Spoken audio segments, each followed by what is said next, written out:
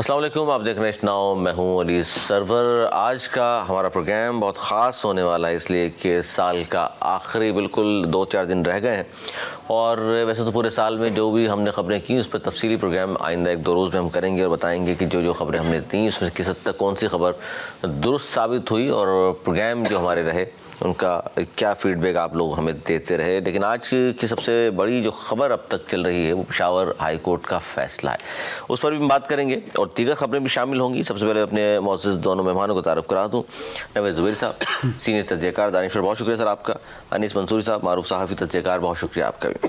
Sir आज यहीं से करते हैं, पेशावर हाई कोर्ट का फ़ैसला और उस फैसले के बाद ये हुआ है कि जी PTI को बल्ले का निशान जो है वापस मिल गया है और इलेक्शन कमीशन का जो फ़ैसला था वो मुअत्तल हो चुका और केस का फैसला होने तक इलेक्शन कमीशन का फैसला मुअत्तल रहेगा, ये कहा है पेशावर हाई कोर्ट ने। अब देखते हैं आगे चलकर जब केस मुकम्मल होता है तो क्या फ़ैसला आएगा, लेकिन फ़िलहाल चूँकि मुअत्तल हुआ है तो PTI वाले शादियाने बजा रहे हैं और ख़ास तौर पर पीपल्स पार्टी ने इस पर जो अपना मौक़िफ़ दिया है वो बड़ा हैरत अंगेज़ भी है, क्योंकि नून लीग का वो मौक़िफ़ नहीं है जो पाकिस्तान पीपल्स पार्टी ने दिया है। उन्होंने खुशाइन करार दिया है, उन्होंने कहा जी बिल्कुल लेवल प्लेइंग फील्ड सबको मिलनी चाहिए। सर क्या कहेंगे नवेद ज़ुबैर साहब, सबसे पहले पेशावर हाई कोर्ट के इस फैसले पर?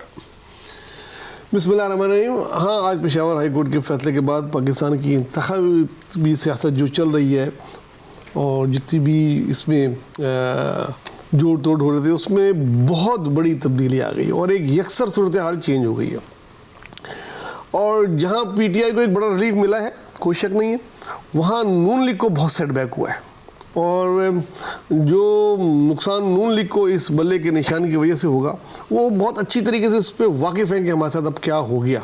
अच्छा, सिर्फ इसका नुकसान आप कह रहे हैं नून लीग को होगा, बाकी जमातों को? इसका नुकसान मेरे ख्याल में 3 जमातों को बराह रास्त होगा।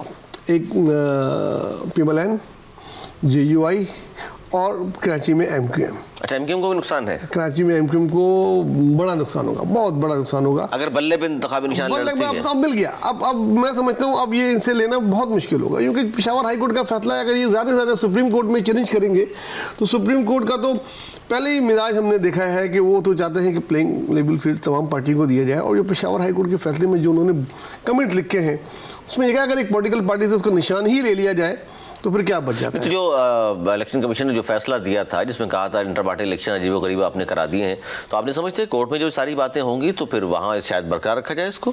नहीं तो फिर तो बाकी पार्टियों की भी उसने मिसाल दी ना, 175 पार्टीज हैं कि भाई इतनी किस पार्टी ने किया है। और उसमें एक बड़ी अच्छी बात उनके वकील ने की कि अगर इसमें कोई कोताहियाँ हैं या खामियाँ हैं तो हमें वार्निंग दी जाए और हमें बोला जाए कि इसको दोबारा कराया जाए, लेकिन अगर इंतखाबी निशानी हमसे ले लिया जाएगा तो ये तो बिल्कुल ही एक तरफा बात हो जाएगी। तो काफ़ी मजबूत दलाइल थे उनके और हाई कोर्ट का फैसला है। अब ये सुप्रीम कोर्ट में चैलेंज होगा और दिन कम है, मेरा नहीं ख्याल कि ये अब इनसे वापस मिलेगा। अच्छा, ये इंतखाबी निशान अगर नवेद ज़ुबैर साहब नहीं होता है इनके पास, कोई और इंतखाबी निशान इनको मिल जाता तो पीपल्स पार्टी के पास भी तलवार था, उसके बाद तीर आ गया, तो बहुत सारे लोग तो कहते हैं इतना फ़र्क नहीं पड़ता अगर आप कहते हैं जी मकबूलियत है PTI की। तो देखिए पीपल्स पार्टी ने पहले से पार्टी जब उसको पता लग गया था कि उनके साथ ये हो रहा है, हाथ हो रहा है, तो उन्होंने एक और party Pakistan peoples party parliament के नाम से इंटर कर दी थी और का निशान उन्होंने ले लिया था।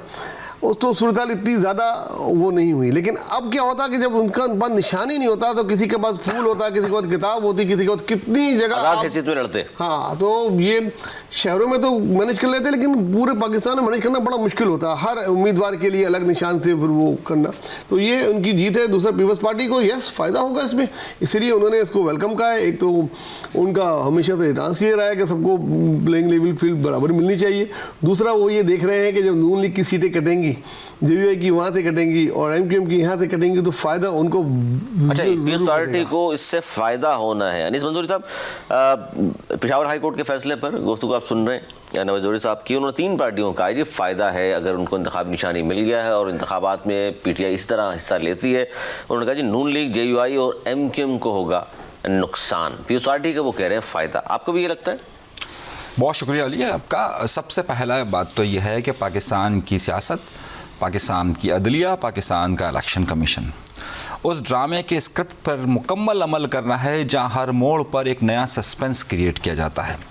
वो अमल के जिसे साफ शफाफ बुनियादों पर होना चाहिए, वहाँ पर हर बार कोई एक नए स्क्रिप्ट में एक नया टर्न दिया जाता है और ऐसा लगता है कि सारा स्क्रिप्ट के ऐन मुताबिक हो रहा है।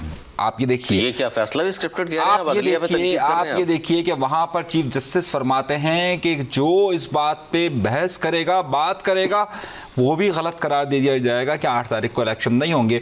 और फिर इस्लामाबाद जो लाहौर हाई कोर्ट है वो फैसला दे देती है कि जनाब ये जो आप आरओज़ रख रहे हैं ठीक नहीं है। फिर सुप्रीम कोर्ट की एक स्टेज सस्ती है, फिर आप एक ड्रामा देखते हैं, फिर आप एक नहीं दोबारा तारीख की तरफ चले जाते हैं। फिर यहाँ पर आपको मालूम होता है कि 20 से 22 तारीख जो है वो इलेक्शन के फॉर्म जमा करवाने की तारीख है। आपको पता चलता है कि 21 तारीख को फैसला आ जाता है कि जनाब इलेक्शन कमीशन का 22 तारीख को फैसला लाजमन देना है, आपको 24 घंटे के अंदर फैसला देना है कि, और फैसला आता है कि जनाब आपका जो पार्टी इंट्रा पार्टी इलेक्शन है वो ठीक नहीं हुआ है और आपका बल्ले का निशान जाएगा। फिर उसके बाद 24 तारीख को आखिरी इलेक्शन की तारीख होती है, 25 तारीख को स्क्रूटनी शुरू होती है, छुट्टी का दिन होता है 26 तारीख को। एक रुकनी बेंच 5 रुकनी ट्रिब्यूनल का फैसला कलअदम करा देता है। जजेस तो ज़ाहिर सिंगल बेंच में होता है। एक पहली बात तो मुझे ये बताइए ना कि 5 रुकनी ट्रिब्यूनल का फैसला क्या एक रुकनी जज खत्म कर सकता है? ये बहुत बड़ी बहस है। सही है, एक जज आकर कहता है कि जनाब सही है, वो जो सारा प्रोसेस हुआ था उसको चलो भाई हुक्म इम्तनाई दे दिया, यानी कि आपको मुअत्तल किया, उन्होंने खत्म तो नहीं किया, स्टे ऑर्डर दे दिया ना, स्टे ऑर्डर दे दिया ना। अब स्टे ऑर्डर का मतलब क्या है? अब इलेक्शन कमीशन तो कोई इस बात का पाबंद उन्होंने नहीं किया कि जनाब आपका जो जनरल सेक्रेटरी होगा, जो पार्टी का टिकट देगा, वो कौन होगा। ये तो भी फैसला नहीं हुआ ना। मेरा कहने का मकसद यह है कि यहाँ पर इतने किरदार एक सीधे सीधे अमल में दाखिल हो चुके हैं कि यहाँ पर हर मोड़ पर जानबूझकर सस्पेंस क्रिएट किया जाता है। हमारे कागजात नामजदगी छीने जा रहे हैं, तो आपके सबसे ज़्यादा कागजात नामजदगी कैसे जमा हो गए? पूछिए ना कि जब जनाब मैं आता हूं, कागजात नामजदगी की रिपोर्ट बना है, उसमें आता हूं। आपने मुझसे ये पूछा कि 3 जमातों में किसको फ़ायदा होगा, कि ये क्या इन्हीं 3 जमातों को होगा? बिल्कुल पाकिस्तान मुस्लिम लीग नून को इसका सबसे बड़ा नुकसान होगा। सही है, जमीयत उलमा इस्लाम को नुकसान होगा, एमक्यूएम को नुकसान होगा, एमक्यूएम को नुकसान होगा, लेकिन पार्टी को फायदा किस तरह? अरे आप बात तो सुनिए ना, अभी आप आने तो दीजिए ना। क्या आईपीपी को नुकसान नहीं होगा? क्या परवेज खटक साहब को नुकसान नहीं होगा? सबको नुकसान होगा।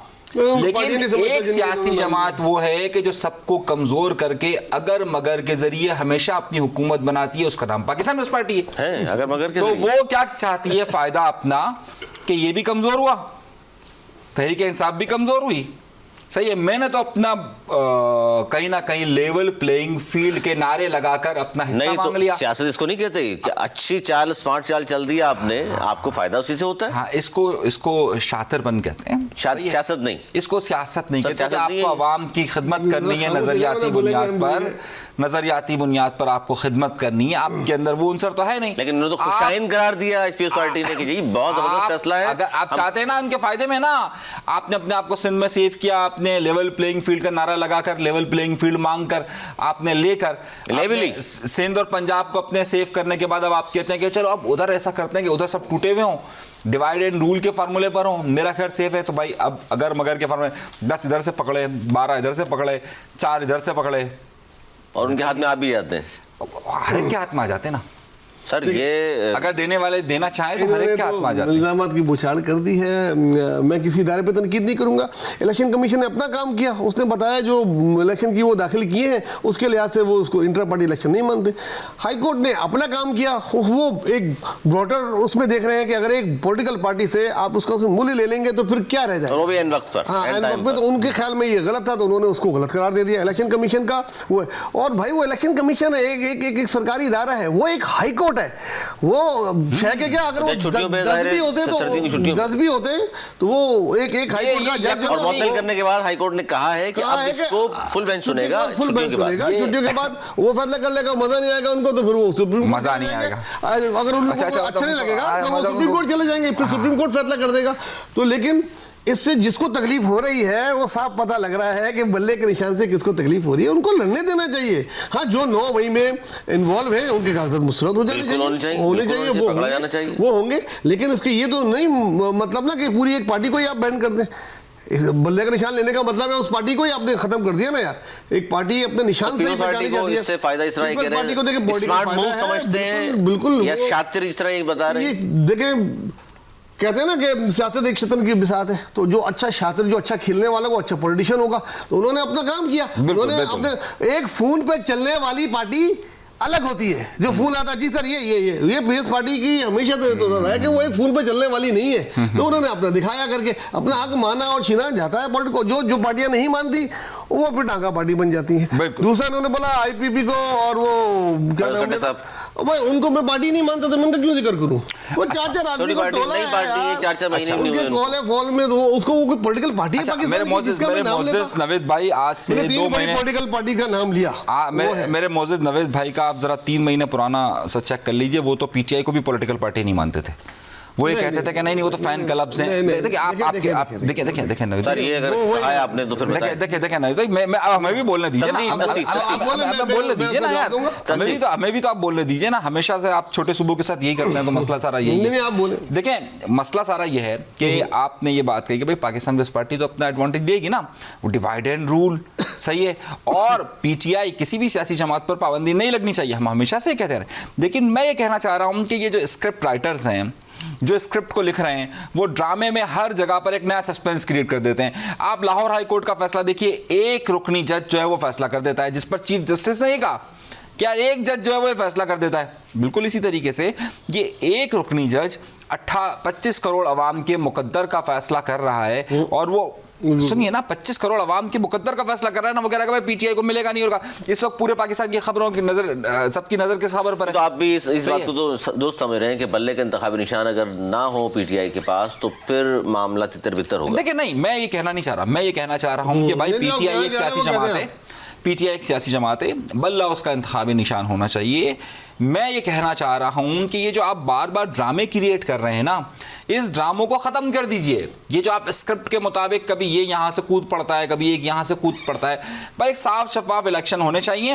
पाकिस्तान तहरीक इंसाफ, अगर कुछ अदलिया, इलेक्शन कमीशन, सियासी जमातों को रहनुमा जो कुछ कह रहे हैं आप सबको ड्रामा और स्क्रिप्ट करार दे रहे हैं। मैं ये कह रहा हूँ कि देखिए पाकिस्तान तहरीक इंसाफ एक सियासी जमात है, मैं कह रहा हूँ कि पाकिस्तान तहरीक इंसाफ एक सियासी जमात है, सही है, उसे इलेक्शन में हिस्सा लेना चाहिए और हर सूरत में लेना चाहिए। जो उसका इंतखाबी निशान वो चाहती है वो उसको मिलना चाहिए। अब कभी आप ये कह देते हैं, देखिए आपने पहले लाहौर हाई कोर्ट का एक तो ये तो ड्रामा नहीं पीटीआई का छीने जा रहे हैं कागजात और फलां और सबसे ज्यादा जमा भी कर दिए। देखिए वो ड्रामा है ना, फिर माने आप उसको भी, फिर ये भी ड्रामा है। देखिए मेरी बात सुने, क्या वो वीडियोस नहीं आई आपके पास? तो ये इतने सारे, मैं भी इस अगली खबर पे आऊंगा तो आप हैरान होंगे कि कितने जमा किए उन्होंने कहा। ये मुझे पता है, मैं उससे बात ही नहीं कर रहा, मैं ये बात कहना चाह रहा हूँ, मैं अभी तो आप जब उस पर बात करेंगे तो फिर बात होगी। मैं सिर्फ ये कहना चाह रहा हूँ कि भाई एक इलेक्शन कमीशन का प्रोसेस है, आप बार बार हर प्रोसेस हर स्टेप में एक नया ड्रामा क्यों क्रिएट कर रहे हैं? आप सीधा सीधा एक प्रोसेस को चलने दें कि भाई ये आप फैसला कर चुके हैं, ये है और इस तरीके से इलेक्शन होगा। जब बात वो चाहे कैसे भी इंटर पार्टी इलेक्शन कराएं, आपके मान लीजिए किसने अच्छे करवाएं, बाकी ने इतराज भी तो नहीं है किसी और पर। अरे तो आप अच्छा, किसी पॉलिटिकल पार्टी को इतराज भी नहीं था, चंद इंडिविजुअल आए उन्होंने इतराज दाखिल किया, जो पार्टी का उन्होंने बोला भाई ये है कौन जिनको इतराज हो रहा है? कोई पॉलिटिकल पार्टी आती, कोई इदारा होता जो वो करता, जब था ही नहीं, जो इंडिविजुअल थे वो है भी नहीं। अच्छा नाज़रीन, अगली खबर जो है बड़ी अहम है, उसमें एक रिकॉर्ड पाकिस्तान में नया कायम हुआ है इंतखाबात के हवाले से। इंतखाबात 2024 की हम बात कर रहे हैं जो 8 फरवरी बरोज़ जुमेरात को होंगे, और उसमें रिकॉर्ड ही कायम हुआ है कि इस बार रिकॉर्ड उम्मीदवारान मैदान में हैं। कागजात नामजदगी जो जमा किया गया 28,626, कौमी असम्बली की जनरल नशिस्तों पर 7,713, जबकि सूबाई के लिए 18,546। अब वो बात के किस पार्टी ने सबसे ज़्यादा जमा किए हैं, वो किए हैं जी पीटीआई ने 2,434, उसके बाद नून लीग है 2,134, पीपल्स पार्टी ने 1,651 और टीएलपी 1,478 उम्मीदवारान ने कागजात नामजदगी जमा किए हैं। सर इतनी बड़ी तादाद, रिकॉर्ड तादाद में, आपको इसमें ये भी बताना चाहिए था कि आईपीपी ने कितने किए? 18। नहीं मैंने ये ऊपर जो सही है, 5 मतलब उनको पार्टियां 5 जमातें पार्टी नहीं मांग रहा, मैं बता रहा हूं कि जिससे जो जमात निकाली गई जिसमें सारे लीडरान हैं पीटीआई के, वो सिर्फ 18, वो भी तो बताना चाहिए। नहीं मैं इसलिए नहीं बता रहा कि मैं सिर्फ 4 बड़ी जमातें बता रहा हूँ जिनके सबसे ज्यादा उम्मीदवारान हैं। टीएलपी आप छोटी जमात कहें बड़ी, लेकिन सबसे ज्यादा उम्मीदवारान में वो चौथे नंबर पर है। टीएलपी ज़ाहिर वोट बैंक के हिसाब से पिछली बार तीसरे नंबर पर है। क्या कहेंगे सर, ये वजह क्या है इतने ज्यादा इंतखाबात में लोग हिस्सा ले रहे हैं? इसका मतलब है कि इंतखाबात पर एतमाद का इजहार कर रहे हैं लोग। देखिए ये बहुत खुशआइन बात है। खुशआइन बात ऐसे है कि लोगों को जमहूरियत पे अब भी यकीन हो चुका, यकीन है कि, और दूसरा कि उनको इलेक्शन पे भी यकीन है कि इलेक्शन होंगे और उसके रिजल्ट पे भी यकीन किस्मत है। लोगों में ये तब्दील की जा सकती है। ये एक बहुत पॉजिटिव बात है। एक ऐसे वक्त में जब लोग, आवाम भूखी है, आवाम बहुत परेशानी में है, और जिस तरह की खबरें आ रही हैं उसके बावजूद इतना बड़ा एतमाद करना ये बड़ी बात है। दूसरा, इनकम इससे अगर आप कैलकुलेट करें, एक अच्छी खासी इनकम इलेक्शन कमीशन को हो जाएगी, जो कि ये एक और अच्छी बात है। इनकम बता दो जी, कागजात नामजद की कीमत में 65.5 करोड़ रुपए खजाने में जमा हो चुके। देखें, और ये इसमें से बेशतर की जमानतें जब्त हो जाएंगी, वो पैसा तो वापस होता नहीं है, नॉन रिफंडेबल होता है। तो ये एक बहुत, दोनों तरफ से अच्छी है। एक तो जमहूरियत पे यकीन, इलेक्शन प्रोसेस पे यकीन, प्लस इनकम। अच्छा, अब ये बताइए कि इन जो 28,000 में से पीटीआई ने सबसे ज्यादा 2434 कागजात नामजद जमा किए हैं, तो फिर साथ में ये वावेला करना कि जी हमारे कागजात छीने जा रहे हैं, हमसे ये हो गया, फलां हो गया, इससे क्या लगता है आपको? जो मेरी अपनी पर्सनल इंफॉर्मेशन है, जो जिन लोगों से मैं 2-4 से छीन लिए हो सकता है। देखिए, ऐसे वाकयात हुए हैं, जो हुए हैं, तो वो पीटीआई, आपको पता है कि वो सोशल मीडिया में कहते हैं, वो उनका एक वीडियो बनाने वाला साथ होता है, जब छीने गए वाकयात, उसका प्रूफ उन्होंने दे दिया जो हुए, लेकिन नहीं होने चाहिए। 24 से 34। अच्छा, इन्होंने क्या तरीकेकार किया, क्योंकि इनको ये नहीं पता था कि इनके किसके कागजात मुस्तरद होंगे।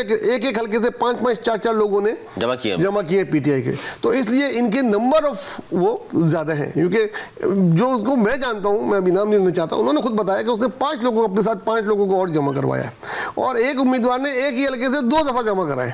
एक ही उम्मीदवार ने ऐसे भी हैं। ये आ जाएगी बात सामने अंदर, जैसे जैसे इसकी तफसीलात आएंगी उधर से वापस ले लेंगे। और उसके बाद नंबर है नून लीग का 2134, लेकिन पीपल्स पार्टी ने 1651 किए, पीटीआई से 800 और उनसे 500 कम। पीपल्स पार्टी ने क्यों कम किए? देखिए, पीपल्स पार्टी का ये है कि उन्होंने शॉर्टलिस्ट किए थे अपने, बहुत ज्यादा हल्कों में उन्होंने इतने 5-5 आदमी नहीं जमा किए। उनको पता है, उनको एतबार है अपने लोगों पे कि भाई ये हमारे जो 2 कैंडिडेट है, एक कवरिंग है और एक वो है, ये जीतेंगे या यही लड़ेंगे इलेक्शन। उनको ये नहीं पता कि इसको मिलेगा उसको मिलेगा। उन्होंने हर हल्के से, कुछ हल्के ऐसे हैं जहाँ 3 उम्मीदवार शॉर्टलिस्ट किए हैं, बाकी से 2-2 किए हैं। तो ये खबर तो दुरुस्त नहीं जो अनिस मंसूर साहब कह रहे हैं कि इतने उम्मीदवार ही नहीं है आपके पास। तो भाई आपके पास हल्के कितने हैं? 1600 है क्या? सिर्फ क्या 1600 हैं? उसके आधे के आधे हैं, तो मतलब लो उन्होंने हर हल्के में से ज्यादा जमा किए ना। उससे तो अगर आप तादाद को अगर कैलकुलेट करें, हाँ, उससे ज्यादा है। तो फिर देखिए, जब आपको एक तो उनके पास पंजाब में बहुत सारे हल्के ऐसे हैं कि जहां पर पाकिस्तान पीपल्स पार्टी अपना उम्मीदवारी खड़े नहीं कर रही। इस पंजाब में? पंजाब सर मेरे पास कोई इतना नहीं, इनके पास होगी तो बता दो। पीपल्स पार्टी इस बड़ी पार्टी आप कह रहे हैं, पंजाब की कुछ अजला में है भी नहीं। अरे इतनी बड़ी पार्टी है कि 2 इलेक्शन से तो मुसलसल से सिंध से आगे जा ही नहीं पा रही। छोड़िए, वो तो एक अलग बात है। जो पाकिस्तान पीपल्स पार्टी के पास जा नहीं पा रही, तो इस मरतबा आप ये देख रहे हैं? नहीं, इस बार यार ये इनकी मालूमात इतनी नाकिस है कि पंजाब से भी पाकिस्तान पीपल्स पार्टी के नेशनल असेंबली के उम्मीदवार थे, खैबर पख्तूनख्वा से भी थे और बलूचिस्तान से भी थे। ठीक है, और अगर आप दूसरी पार्टियों की बात करेंगे जो मैं करना नहीं चाहता, तो उनके पास नहीं है, एक ही सूबे के हैं। इस पार्टी के पास 4 सूबे, इवन गिलगित बल्तिस्तान और कश्मीर से भी इनकी पार्टी के लोग मौजूद हैं। देखिए, ये सारी सियासी जमातें ना, आप अगर किसी की ख्वाहिश है कि उस तक महदूद तो ये चलेगा नहीं। आपने 4 सियासी जमातों के नाम लिए, उसमें से पाकिस्तान मुस्लिम लीग नून पंजाब तक महदूद है। सही है, पाकिस्तान पीपल्स पार्टी हम माने या ना माने, लेकिन वो सिंध तक ही अपना अवामी असर व रसूख रखती है।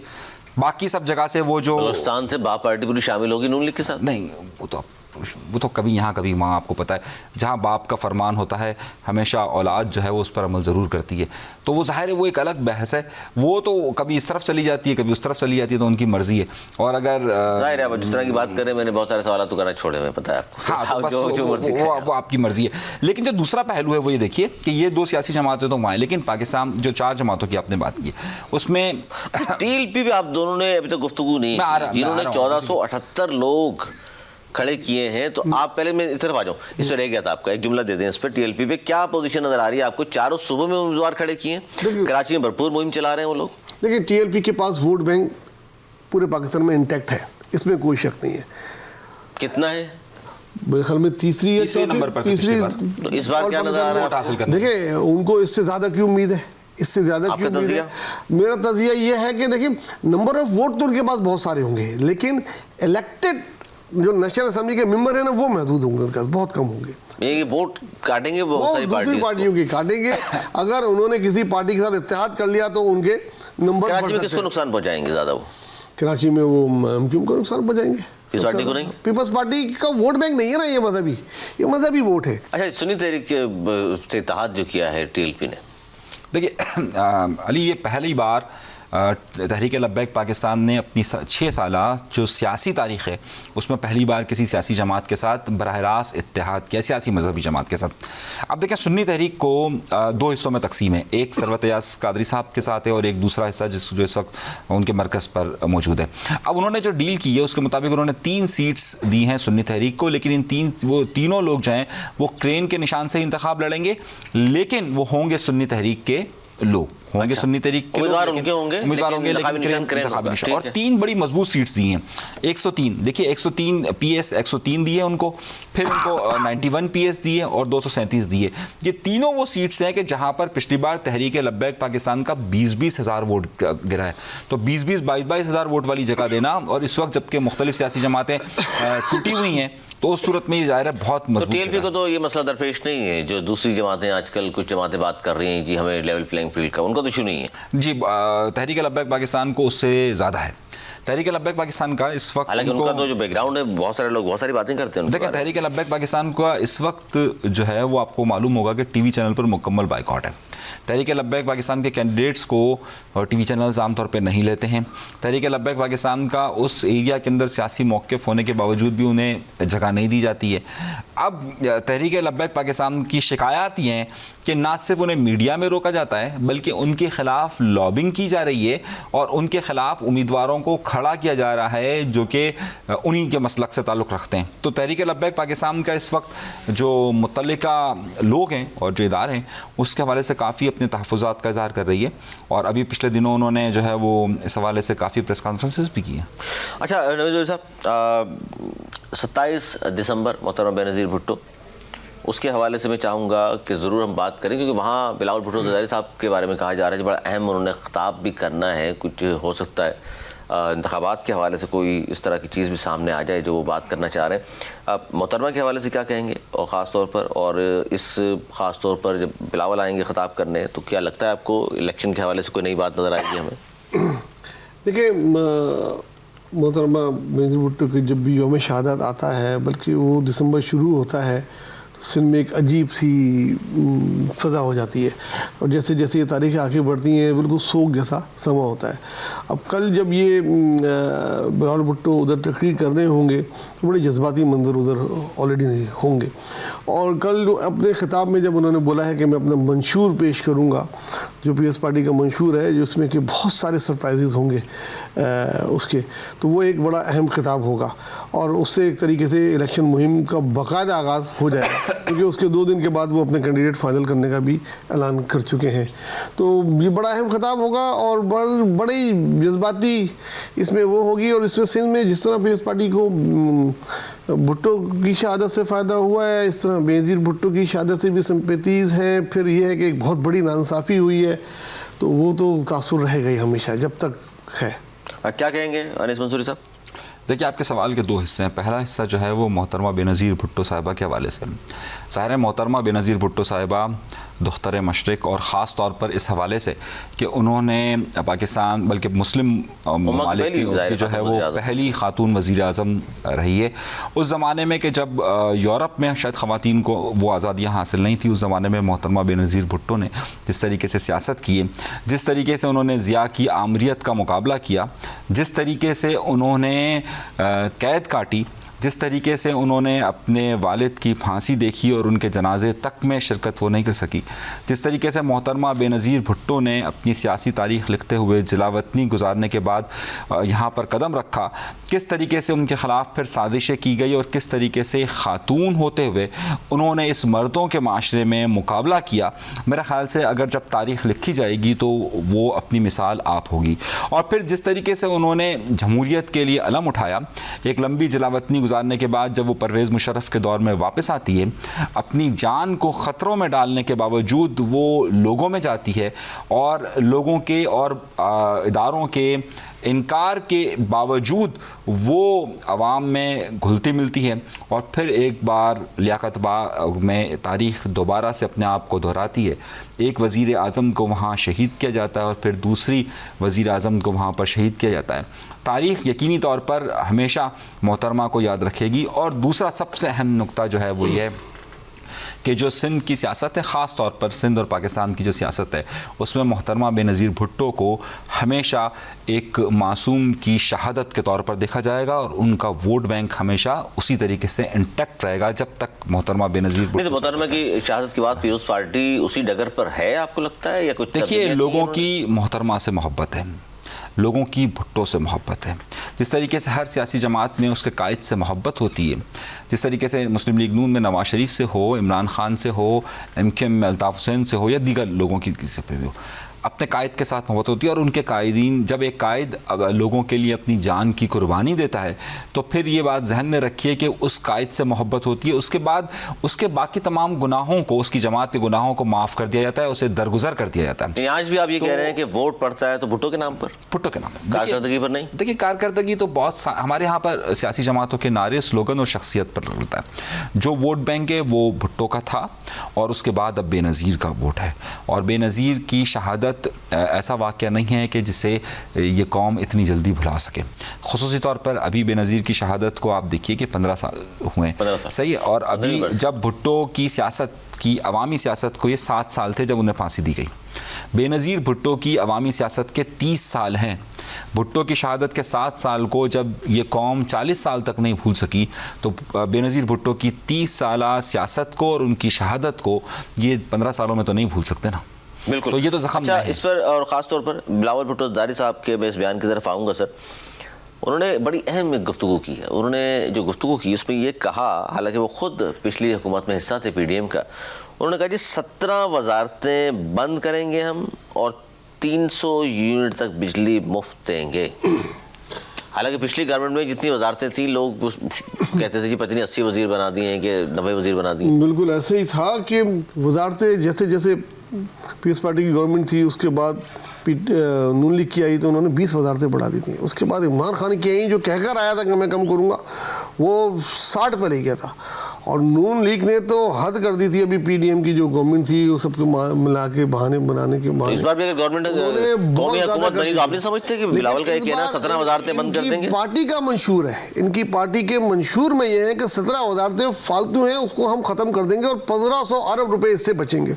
और जो 1500 अरब रुपए इससे बचेंगे वो सब्सिडी देंगे हम गरीब लोगों को जिनकी बिजली के बिल ही होंगे। इसमें और बहुत सारी चीज़ें हैं, सरप्राइज हैं, जो कल आने वाली तकरीर में वो बताएंगे कि मैं और किस तरीके से कहाँ से पैसा बचा के लगाऊंगा। जीतने के लिए इस तरह के ऐलानात किए जाते हैं। मंशूर तो पार्टी का होता है। अब पार्टी का मंशूर इलेक्शन जीतने के बाद उसका पीछा करता है। जिस तरह वो कह रहे हैं, उसके बाद अगर वजारतें उन्होंने ज़्यादा की तो फिर हम बैठे हैं, आप बैठे हैं, लोग बैठे हैं, फिर कहाँ छोड़ेंगे? हाँ, और क्या। आपको भी लगता है अनीस मंसूरी साहब? देखिए, सियासी बयानबाजी है। आप मुझे बता दीजिए, आप मुझे बताएं कि 17 वजारतें ख़त्म करने से क्या वो डिपार्टमेंट्स ख़त्म हो जाएंगे, उनमें काम ख़त्म हो जाएंगे? 1700 अरब वो किस तरीके से बचाएंगे? यार, बातें कर कर लोगों का पेट भरने का नारा हमेशा से इन सियासी जमातों का रहा है। सही है, ये हमेशा से वो निदा फाजली का शेर है ना कि कब तक वादों में कैद रहेगी खुशहाली। तो हमेशा से वादों में कैद रखते हैं खुशहाली को, ख्वाब दिखाते रहते हैं और ख्वाब दिखाना इनका काम होता है, जो बेचते हैं। अच्छा, नवाज शरीफ साहब से शिकवे किए कुछ हमजा शहबाज ने। कुछ लोग कह रहे हैं जी पट पड़े हैं वो, और क्यों? वो कहते हैं जी पार्टी के लिए मारे खाने वालों को इग्नोर किया जा रहा है। सर, ये भी सियासी बयान है या वाकई हमदर्दियां हैं इन लोगों के साथ? देखिए, हमजा शहबाज वो लड़का था जब नून लीग की सारे लोग बाहर थे, उसके बाद पाकिस्तान में थे, और एक तरीके से इसने रीऑर्गेनाइज की पूरी PMLN। अच्छा। और यूथ से लेके पार्टी तक उसकी ही जड़ें थी। मरियम तो फिर बाद में आई आगे, शहबाज शरीफ भी वो थे। इसकी ऑर्गेनाइजेशन इसके पीछे थी पूरी पंजाब की। अब जब इलेक्शन का वक्त आया तो ऐसे को टिकट मिल रहे हैं पंजाब में जो सिर्फ यारी दोस्ती या रिश्तेदारी है।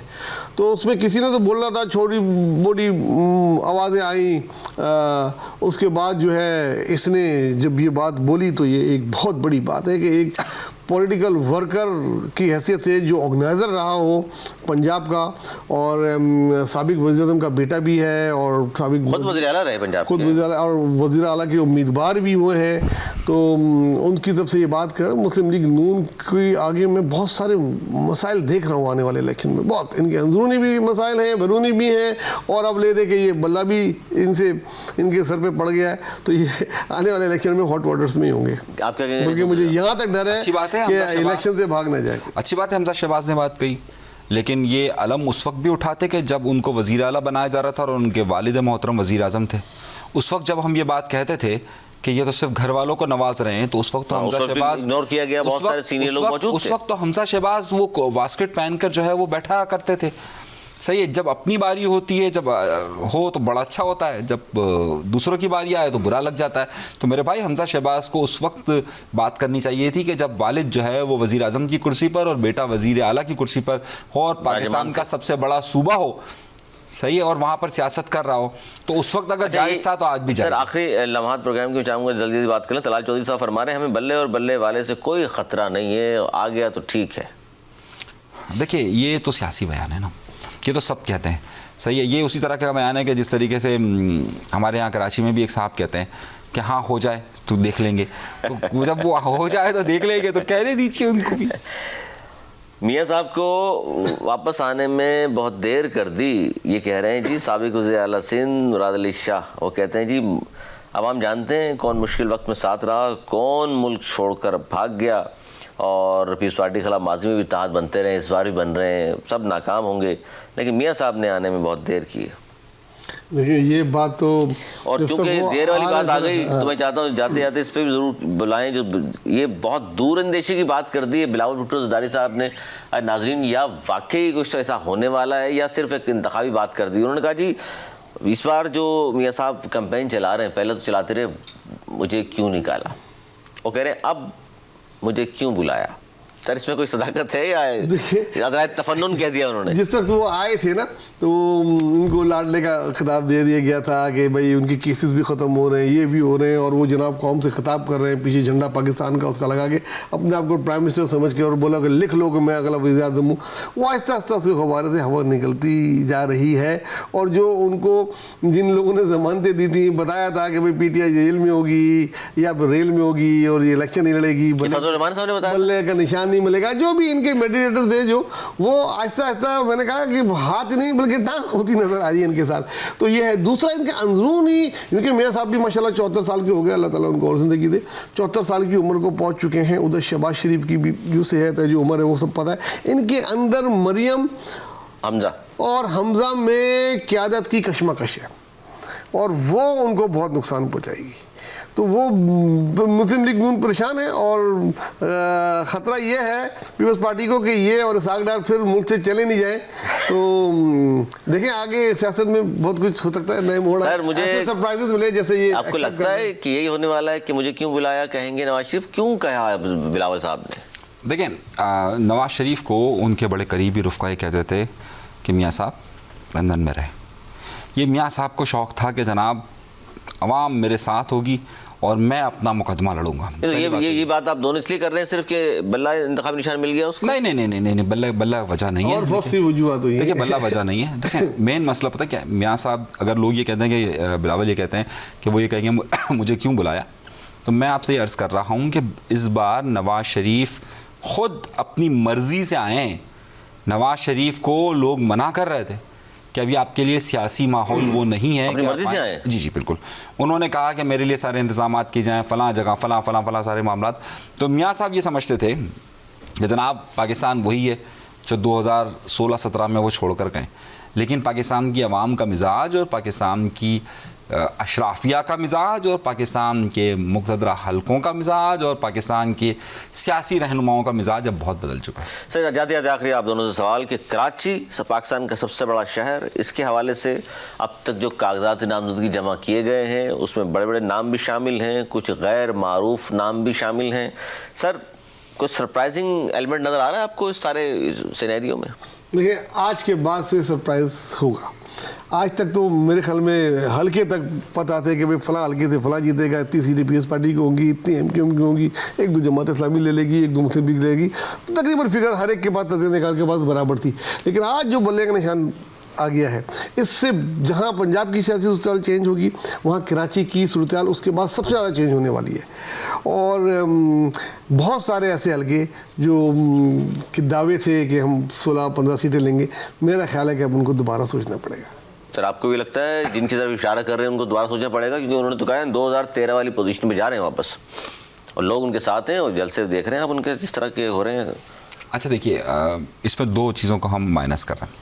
पहली बात तो ये है कि सिर्फ और सिर्फ तहरीक इंसाफ का एलिमेंट नहीं है, बल्कि तहरीक इंसाफ के साथ आज़ाद उम्मीदवारों का भी एक एलिमेंट है।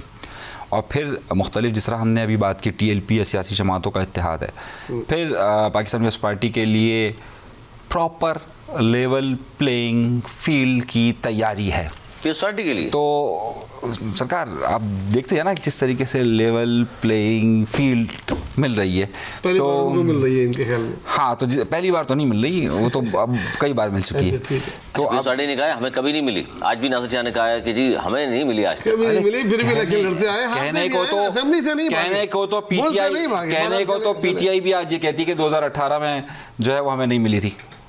PTI भी कहती है ना कि हाँ सब मिला रहे हैं पीपल्स पार्टी की, सही ना। तो कहने को क्या हर्ज है, मिल रही है तो फिर कहने को क्या हर्ज है। अगर लेवल प्लेइंग फील्ड ना होती ना तो सिंध हाउस इतना आबाद ना होता और इमरान खान गिरते नहीं। अच्छा, तरजीही बुनियादों पर जिन खवातीन को नामजद कर रहे हैं मुख्तलिफ पार्टीज़, ख़ासतौर पर बड़ी जो पार्टीज़ की बात करूँ, वो जो नाम सामने आए, नून लीग के सामने आ गए, पीपल्स पार्टी के सामने आ गए, MQ पाकिस्तान के सामने आ गए, उसमें असर आप दोनों का तजिया क्या है? ये तरजीही बुनियादों पर जिन खवातीन के हवाले से मखसूस रिश्तों पर जिनको शामिल किया जाता है, वो खवातीन भी हमने देखा कि जो एक एक 2-2 3-3 मरतबा मुंतखब हो चुकी, फिर दोबारा उन्हीं को शामिल किया जाता है। ये नई पढ़ी लिखी लड़के, नौजवान लड़कियां आती हैं, यूनिवर्सिटी से पढ़कर आ रही हैं, कोई पार्टी के लिए काम कर रही है, 10 साल हो गए, 20 साल हो गए, उनको मौका नहीं दिया जाता, उन्हीं खवातीन को दोबारा ऊपर लाने का क्या मकसद होता है? देखिए, ये एक तरीके से पार्टी में ये भी एक बहुत मारूजी अलमिया है। तकरीबन हर पार्टी में वो अपने रिश्तेदारों को, अपने एक्स मिनिस्टर को, जहाँ वहाँ कंपलसेट नहीं कर पाते, उनकी बीवियों को, उनकी बेटियों को आगे दे देते हैं। पीपल्स पार्टी में बिलावल साहब ने बीच में किसी मीटिंग में कहा था, जो हमारे ज़राए से पता लगा था, कि जो 3 बार से ज़्यादा सेनेटर बन चुका है उसको रिपीट नहीं करेगा, जो 3 बार से ज़्यादा इस सीट पे आ चुकी हैं उनको रिपीट नहीं करेंगे मखसूस नशिस्तों पे। और काफ़ी इसमें अमल भी हुआ, कुछ नई लड़कियाँ भी आई हैं जो ग्रास रूट से उठ के आई हैं, उनको भी किया। लेकिन 2-3 नाम ऐसे हैं जिनको 3 साल से ज़्यादा हो गए थे और उम्मीद नहीं थी आएंगी, लेकिन उनको सीनियर असेंबली से उठा के अब कौमी असेंबली में ले गए हैं, तो थोड़ा सा वो नवाजा गया है। लेकिन आहिस्ता आहिस्ता खबर के मुताबिक जैसे शेला रज़ा साहिबा हैं, शबना फारूकी साहिबा हैं, इनको सुबह से उठाकर अब कौमी में लेके जा रहे हैं, नवाजा जा रहा है उनकी कारकर्दगी। देखिए, एक तरीके से उनको सेव किया जा रहा है, क्योंकि सीनियर असेंबली में जब अगर वो असेंबली में नहीं होंगी तो आप समझते हैं पार्टी के लिए फिर कुछ फायदा नहीं उनका। जो देखें मखसूस नशिस्तों में जो भी आएगी, अगर ग्रास रूट से आती है, पार्टी की मुख्तलिफ ओहदे से होती हुई अगर वो आती है, तो वो भी वही अपना रोल प्ले करेगी जो वो करती थी। तो लेकिन क्योंकि पुरानी है इनकी वाबस्तगी और मीडिया पे बड़ी वोकल हैं, इसलिए उनको कौमी असेंबली में अपग्रेड कर लिया गया है। लेकिन जैसे जैसे ये टाइम गुजरता जाएगा, ये मुश्किल होती जाएगी ये सेनेट की सीटों के लिए, और मखसूस सीटों पे इनको रिपीट करने के बजाय नए लोग आने चाहिए। मुखालफत बहुत है सर, ये नाम जो मैंने लिए, इन्हीं को पहले सूबाई असेंबली में थे, अब कौमी में चले जाएंगे। उसमें वो शाजिया मरी साहिबा भी बेशक हों, उसमें शगुफ्ता जुमानी साहिबा भी हैं, शेला रज़ा साहिबा भी हैं। इस तरह नून लीग में देख लीजिए, मरियम औरंगजेब, उनकी वालदा ताहिरा औरंगजेब साहिबा। इसमें एक चीज़ की तस्दीक करना चाहूँगा मैं, शाजिया मरी और नफीसा शाह ये जनरल इलेक्शन में भी है, ये अपने सीट लड़के भी लेने की उसमें है, और इससे पहले भी यानी कि दिया गया कि वहाँ नहीं जीत सकी, तो अगर वो आ गई तो जो नीचे के नाम है उनकी जगह बन जाएगी। लेकिन रखना उन्हीं को ही है। सिर्फ आप शाजिया मरी को ही रखना है, आप कैसे माइनस कर सकते हैं? ठीक है, उस पार्टी की बात ही नहीं की ना, ठीक है ना, अभी तो हमने कुछ कहा ही नहीं है, तो अभी हम तो वो अपने बलबूते पे, मतलब जैसे अब मैं नाम नहीं ले जाता, एक की बेटी आ गई है, एक की बीवी आ गई है, तो वो उसकी वजह नहीं है, शाजिया मरी का अपना मेरिट है। वो जिस तरीके से बात करती हैं, वो पार्टी का एक अहम उसमें शामिल होती है, और वो इलेक्शन इसलिए भी लड़ने के वो जीत की भी आ सकती है। मैं इसका किसी और पहलू से बात करना चाह रहा था। पहलू यह है कि पाकिस्तान पीपल्स पार्टी का पहला नाम शाजिया मरी, दूसरा नाम नफीसा शाह, नफीसा शाह, शगुफ्ता तीसरा जुमानी। नाम शगुफ्ता जुमानी, चौथा नाम शेर रज़ा, शहरज़ा, पांचवा नाम मेहताबा कुरैशी साहिबा। सही है, गुड, हम 5 तक ही रहते हैं। पूरे मुल्क की सियासी जमात कहने वाली को सारी मखसूस नशिस्तें सिर्फ सिंध से ही मिलती हैं, है ही नहीं पंजाब में। सर आपका तजिया है इस पर कुछ? देखिए इसकी नहीं सर, उसमें एक नाम है पंजाब से भी मेरे ख्याल में 2 नाम है। बहुत शादिया सोबिया। बहुत नहीं चाहिए, बहुत नहीं चाहिए ना, बहुत नहीं चाहिए। ये सिंध से जो सीटें होती हैं, जो एमएनएस जीतते हैं, उसके बदले में यहाँ से जो सीटें मिलती है, ये उसका तकाबुल। पंजाब में इतनी सीटें होती ही नहीं है, नहीं होती आप थी। क्या बात करें, क्यों नहीं हो सकती, इस बार हो सकती है। तो मेरे ख्याल में उसकी लिस्ट नाम ही नहीं है ना, लोग ही नहीं है आपके पास खड़े रहने वाले। याद नहीं है, लेकिन आपके पास लोग ही नहीं है प्रियोरिटी लिस्ट में कि पंजाब में आपके पास ऐसी खवातीनों के जो मुकाबला कर सके। आप कहते हैं मैं पूरे पाकिस्तान की। सर आखिरी सवाल अनीस मंसूरी साहब, आखिरी सवाल, बहुत सारे लोग तनकीद कर रहे हैं, जाते जाते आखिरी सवाल आपसे कि बिलावल भुट्टो जरदारी, भुट्टो फैमिली इस बार कराची में क्यों नहीं है? लियारी हवाई सीट कहा जाता है, भुट्टो साहब की प्यार था बहुत ज़्यादा लियारी से, मोहतरमा भी ज़ाहिर लियारी से बहुत प्यार करती थी, बिलावल भी यकीनन करते होंगे, लेकिन इस बार क्यों चले गए कराची से? बहुत सारे लोग सवाल कर रहे हैं मीडिया पर। ये तो लियारी के लोग आपको हर महल्ले में जाकर आप पूछें, आपको बता देंगे क्या वजह सर? सही है कि वो कितनी पाकिस्तान पीपल्स पार्टी से अब इस वक्त मोहब्बत करते हैं। तो आप समझ रहे हैं कि वो आवाम के रिएक्शन देख के चले गए? देखिए आवाम के रिएक्शन नहीं, अब बिलावल भुट्टो जरदारी साहब कोई अपना ऐसा रिस्क नहीं लेना चाहते जो कि 2018 में। तो लियारी की सीट से उनको रिस्क लगता है? इतनी मजबूत सीट नहीं है अब उनके पास, पीपल्स पार्टी के पास, पीपल्स पार्टी के पास इतनी मजबूत सीट नहीं है। देखिए लियारी की सीट हमेशा मजबूत नहीं रही है। आपको याद होगा कि एक ज़माने में बड़ा अहम नाम लियारी से खड़ा हुआ था, उसके सामने मामा यूनुस खड़े हुए थे, मामा यूनुस बाल याद है आपको? बड़ी बड़ी अहम सीट से, ये भी 90s की बता रहा हूँ, 2002 में भी ये सूरत हाल थी। तो कोई ज़्यादा मुख्तलिफ सूरत हाल नहीं है। पाकिस्तान पीपल्स पार्टी बड़ी गढ़ नहीं है, नहीं पीपल्स पार्टी का सर ऐसा नहीं है। देखिए अभी हालिया लोकल बॉडी इलेक्शन में उन्हें पीपल्स पार्टी ने 2 के अलावा सारी यूसीज लियारी से जीती हैं, सारी। वो तो पूरा कराची में गया। मैं बोल लूँ यही जवाब भी इनसे ही ले ले तो बेहतर होगा। तो देखिए वो सारी जीती भी हैं, और ये लियारी से ना लड़ना ये एक बहुत बड़ा एतमाद है उनका, पीपल्स पार्टी की कराची की उसका, कि भाई मुझे यकीन है यहाँ से हमारा उम्मीदवार जीत जाएगा, मुझे लड़ने की ज़रूरत नहीं है। वो सिंबॉलिक तौर पे लड़खाना से लड़ रहे हैं और वहीं से जीतेंगे, वही सीट रिटेन करेंगे। यहाँ की वो बाई इलेक्शन जाने के बजाय बल्कि वो लाहौर से लड़ रहे हैं, 127 से लड़ रहे हैं, जहाँ बहुत मुश्किल है, मगर वो वहाँ से लड़ रहे हैं पंजाब से। तो ये सीट उनको एतमाद था कि मेरे बगैर भी जीत सकते हैं। तो आवाम के रिएक्शन की जो बात कर रहे हैं अनीस मंसूरी साहब, वो बात नहीं है। तरीके से उनका एतमाद है उधर। आवाम के रिएक्शन की जो बात कर रहे हैं, रिएक्शन होता तो फिर खुद आते, अगर उनको जरा भी शक होता, जब इतना क्लियर रिजल्ट आया हुआ है लियारी का, तो उनको कोई लियारी में तो कोई मसला ही नहीं है। अच्छा, नवाज शरीफ लाहौर से क्यों खड़े? नवाज शरीफ लाहौर से क्यों नहीं खड़े हो रहे? नवाज शरीफ लाहौर से क्यों नहीं खड़े हो रहे? खड़े हो रहे हैं, 130 से खड़े हो रहे हैं। हाँ, एक ही सीट से खड़े हो रहे हैं ना।